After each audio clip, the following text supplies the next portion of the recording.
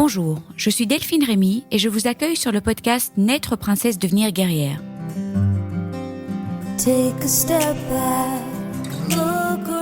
Le podcast qui parle de coups durs, de rebonds et de la maladie autrement. Comme je suis heureuse de vous retrouver après ces 2 mois d'été de rediffusion, j'ai quand même diffusé un nouvel épisode depuis la rentrée, celui de Marine. Au cas où vous auriez loupé cette pépite, je vous invite vraiment à l'écouter. Il y a certaines rencontres qui bouleversent votre vision de la vie. La rencontre avec Marine en fait définitivement partie. Un épisode poignant avec ce petit bout de femme qui a dû encaisser une rechute à 35 ans, 4 ans après le diagnostic, et une résistance à 2 lignes de chimio. Elle est debout, affrontant la vie et ses putains de difficultés avec une philosophie juste hallucinante.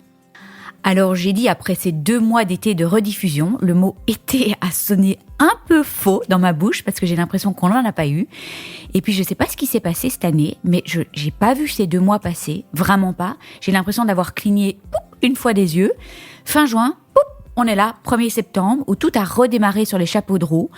Je donne beaucoup de conférences en octobre. On m'a demandé de témoigner de mon parcours du cancer et en fait, j'ai plus envie de témoigner de mon parcours de soins. Place aux autres, je trouve, mais j'ai plutôt proposé des conférences sur le petit guide pour consoler une personne malade et tout le monde est emballé par l'idée, ça change. Ça concerne aussi beaucoup les aidants et cette année, j'ai vraiment envie de les inclure davantage dans mes projets. La semaine prochaine, on entendra Virgilia. Voilà encore une rencontre qui m'a profondément touchée.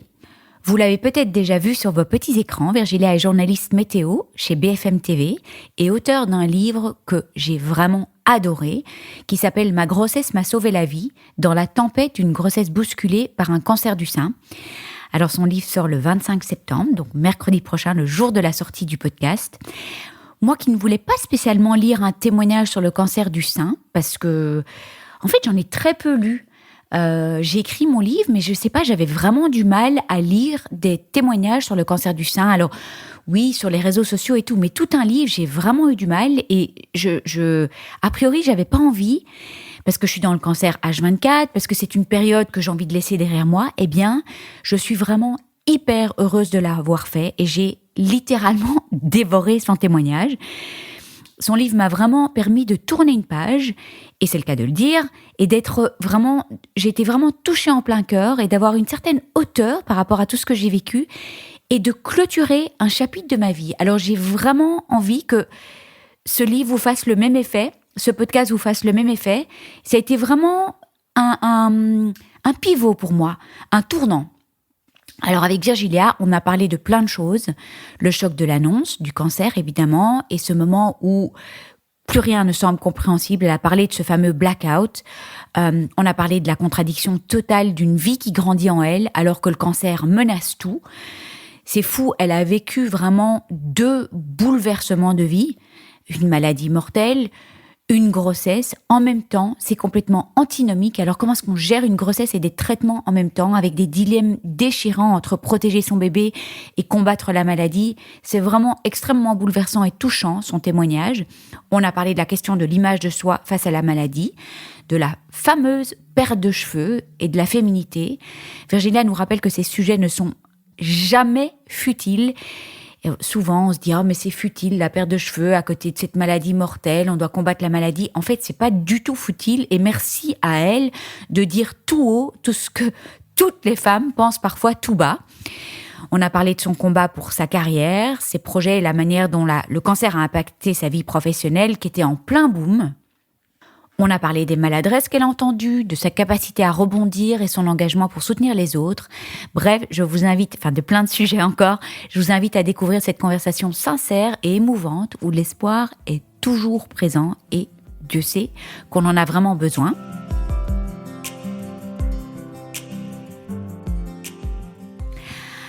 Après, je diffuserai une série de 4 podcasts enregistrés avec Diane, la fondatrice de The Mind Body Institute. J'ai adoré enregistrer ces podcasts différents, je dois dire. C'est vraiment des podcasts d'experts. On a parlé de médecine conventionnelle, intégrative, complémentaire et alternative. Il y a souvent une confusion entre ces 4 médecine. On a parlé du stress positif et du stress négatif. Oui, il y a du stress positif, de l'importance du stress, donc le stress positif. Et on a parlé aussi des effets néfastes de celui-ci. On a parlé du stress pendant une maladie. On a aussi parlé de psychologie positive et de ses dangers en oncologie.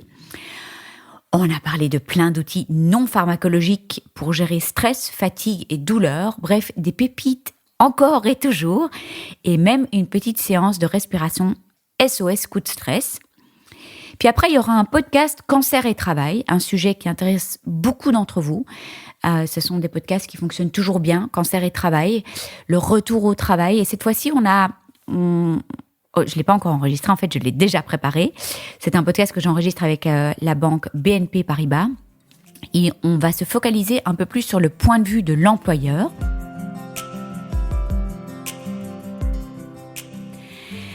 Voilà, je vous dis déjà aussi qu'il y a des projets sur la sexualité et le cancer qui sont dans le pipeline. Alors, juste dans le pipeline, ce sont que des idées qui sont dans ma petite tête, mais qui, j'espère, vont se concrétiser dans le courant du mois de novembre, décembre et qui prendront beaucoup de temps. Mais voilà, en tout cas, ce sera des projets pour 2025. Bref, je ne chôme pas et je l'ai même appelé mon fiston à la rescousse parce que j'étais un petit peu débordée.